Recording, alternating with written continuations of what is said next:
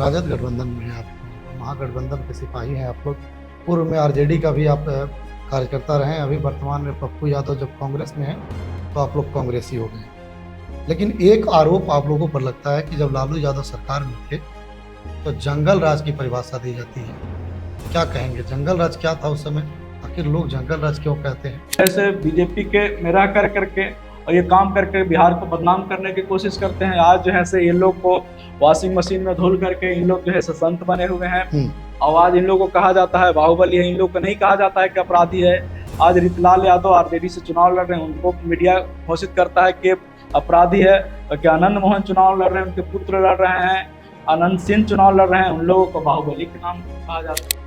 अगर चुनाव जीतते हैं तो बड़ी बात है, चुनाव हारते हैं तो उनके लिए बहुत बड़ी बात हुई, क्योंकि एक प्रदेश अध्यक्ष चुनाव हारेगा। ऐसे में विजेंद्र यादव की जो लगाव है वह प्रदेश अध्यक्ष से काफ़ी है। क्या लगता है इस बार कुटुंबा, इस बार पुनः आप लोग पता कर पाइएगा या गरीबों को आवाज देने का काम किया, दलितों का आवाज देने का काम किया, पिछड़ों को आवाज देने का काम किया, सभी समाज को लेकर के चलने का काम किया। तो इसी को लोग जो है ऐसे आरएसएस वाले एजेंडा खड़ा किया, प्रोपेगेंडा खड़ा किया, नैरेटिव तैयार किया कि उसको पप्पू यादव एक काफी करीबी माने जाते हैं।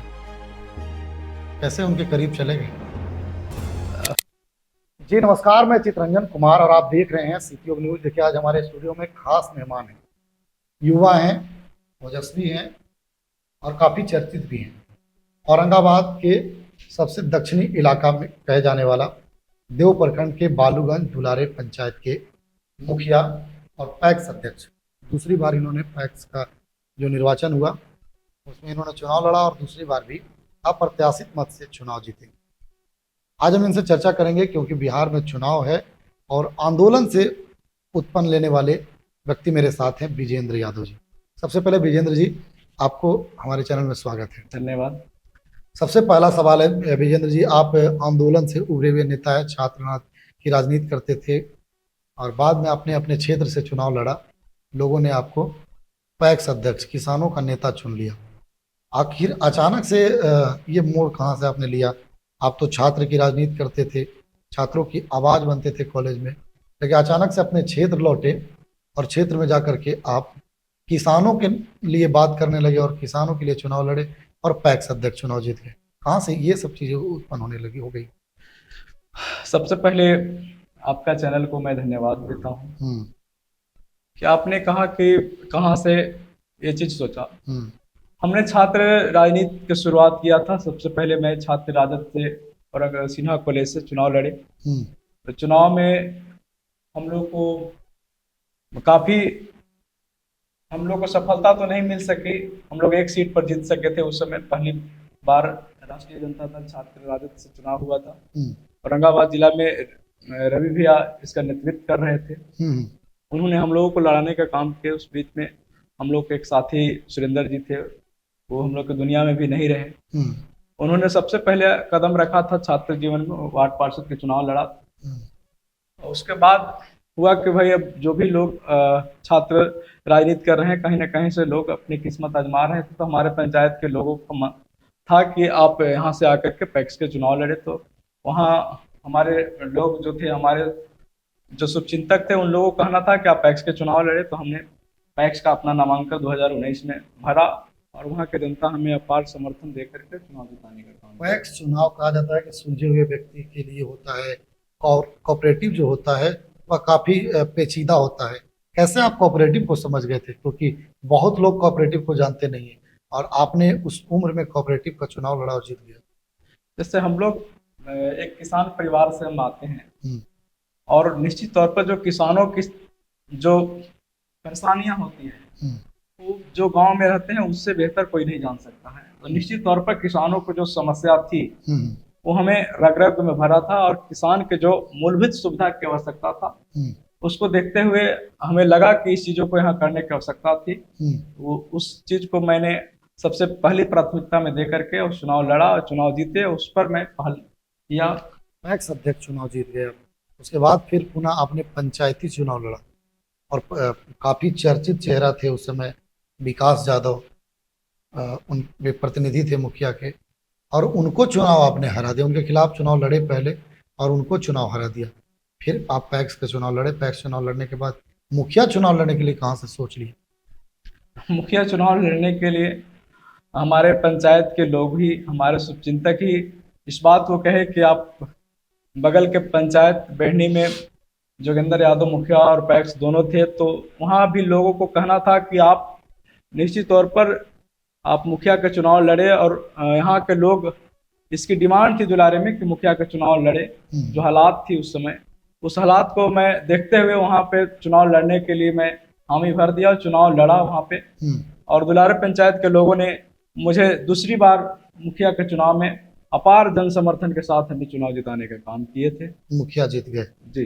पप्पू यादव एक काफी करीबी माने जाते हैं, कैसे उनके करीब चले गए? 2015 में हमारे नेता आदरणीय पप्पू यादव जी, उनसे काफी हम लोग करीब हो गए।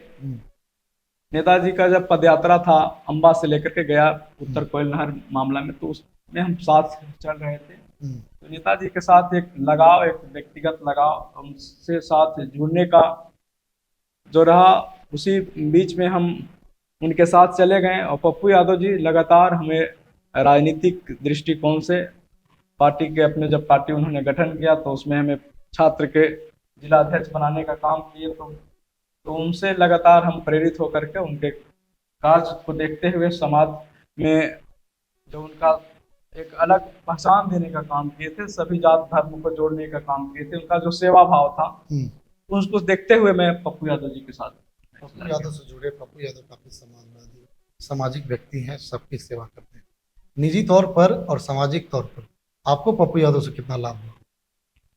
निश्चित तौर पर पप्पू यादव को देखते हुए मैं राजनीतिक में एक ऊर्जा मिलती है, एक ताकत मिलती है। पप्पू यादव समाज सेवा, उनसे बेहतर हिंदुस्तान में कोई समाज सेवा नहीं है। हाल फिलहाल में अभी देखा गया कि पप्पू यादव हेलीकॉप्टर आपके दरवाजे पर उतार दिए।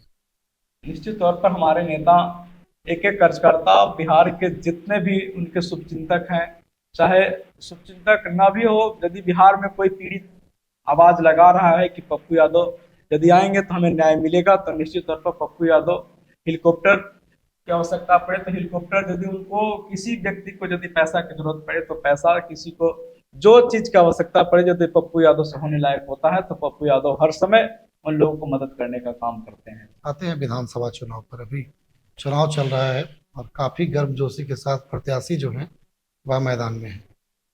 भले ही देव प्रखंड है लेकिन आप कुटुंबा विधानसभा में आते हैं। बिल्कुल। पप्पू यादव वर्तमान में अभी निर्दलीय चुनाव जीते लेकिन कांग्रेस के साथ हैं। कुटुंबा से कांग्रेस के प्रदेश अध्यक्ष चुनाव लड़ रहे हैं, पिछले 2 बार से वो विधायक भी हैं। अब ऐसे में इस बार जो उनके लिए चुनाव है वह काफ़ी अहम रहेगा चुनाव।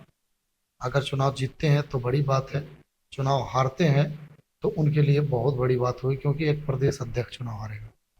ऐसे में विजेंद्र यादव की जो लगाव है वह प्रदेश अध्यक्ष से काफ़ी है। क्या लगता है इस बार कुटुंबा, इस बार पुनः आप लोग पता कर पाइएगा या नहीं? निश्चित तौर पर राजेश कुमार जी तीसरी बार कुटुंबा से जीतने जा रहे हैं और कुटुंबा में उन्होंने एक विकास किया है। कुटुंबा क्षेत्र में जो हालात थे सभी कोई देखा है। कुटुंबा की सड़कें पूरे जिला से सबसे बदतर उस क्षेत्र की सड़कें थी। हमारे पंचायत में पिच वाली रोड नहीं थी। जब माननीय विधायक राजेश कुमार जी बने थे तभी उस क्षेत्र में काफी सड़कें बनाई गई है। उस क्षेत्र में काफी बड़ी बड़ी डैम का भी उन्होंने निर्माण कराने का काम किया है।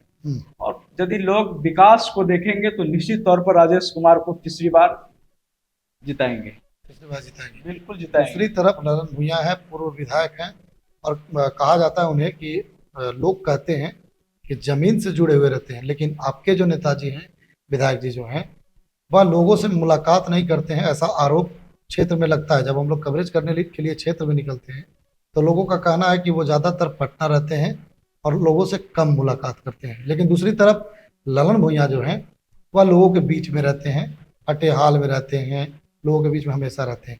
तो ये इस आरोप में कितना दम है?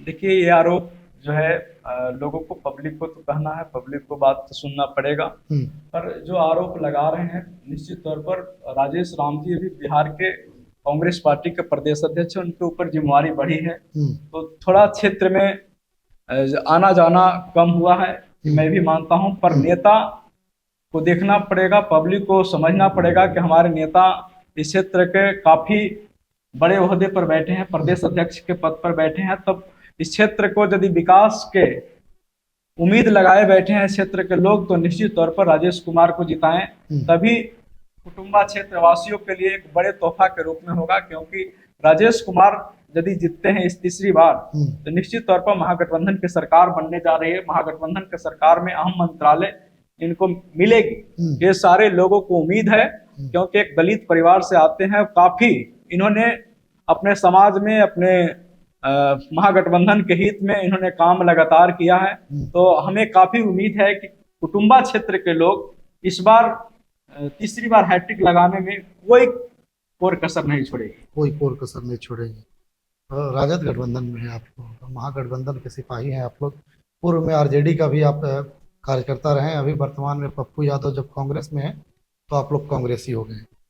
लेकिन एक आरोप आप लोगों पर लगता है कि जब लालू यादव सरकार में थे तो जंगल राज की परिभाषा दी जाती है, क्या कहेंगे? जंगल राज क्या था उस समय, आखिर लोग जंगल राज क्यों कहते हैं? जैसे देखिए, जंगल राज नहीं था, सामाजिक न्याय की लड़ाई चल रही थी, सभी समाज को अधिकार दिलाने की लड़ाई चल रही थी। लोग ब्लॉक में, दलित पिछड़ा समाज के, शोषित समाज के, गरीब तबके लोग ब्लॉक में नहीं जाते थे, जिला में नहीं जाते थे। अच्छा, उस समय इसकी अधिकार दिलाने की बात होती थी।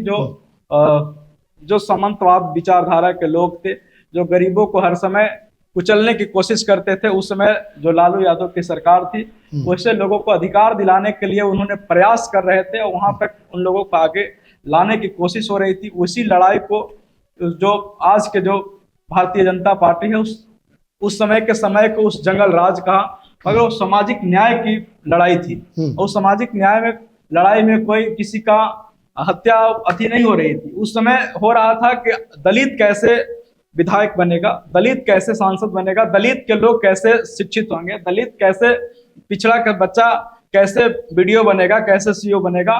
उस समय ये लड़ाई थी। उन्होंने, लालू प्रसाद यादव, सामाजिक न्याय का एक बहुत बड़ा इतिहास रचा है बिहार में, उसी का लोग जंगल राज कहा। आज जो 70 साल 80 साल जो बुजुर्ग हैं, उनसे पूछा जाए कि लालू यादव जी ने क्या किया, उन्होंने कहने का काम करते हैं कि लालू यादव गरीबों को आवाज देने का काम किया, दलितों को आवाज देने का काम किया, पिछड़ों को आवाज देने का काम किया, सभी समाज को लेकर के चलने का काम किया। तो इसी को लोग जो है से आरएसएस वाले एजेंडा खड़ा किया, प्रोपेगेंडा खड़ा किया, नैरेटिव तैयार किया कि उसको जंगल राज घोषित करने का, मीडिया के माध्यम से कहने का काम किया।